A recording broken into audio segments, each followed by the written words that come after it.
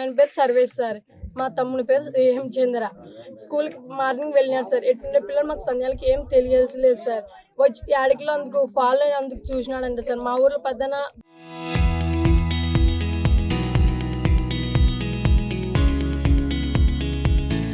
9:30 మా ఊర్లో చూసినంట. వేరే అప్పుడు మాస్క్ కట్టుకోలేని సర్వేస్ని చూసినారంట సార్. చూసినాయని మీ ఆయన అన్ని చెప్పినారు సార్ నాకు. నేను ఆడికి మళ్ళీ కెమెరా వచ్చి అక్కడ మళ్ళీ అప్పుడు చూసినప్పుడు మళ్ళీ రెండో తరపు చూసినప్పుడు మా బస్సు వెనుకలు ఫాలో అయినాడంట. మళ్ళీ ఊర్లోకి నేను బస్సు వచ్చిందని 1:40కి వచ్చిందంట సార్. బస్సుకి వచ్చినప్పుడు నేను పోదామని నేను టెంకాయ చెట్టు కాడ చూసిన మా ఇంటి దగ్గర ఇంటికి నిలబడుకొని.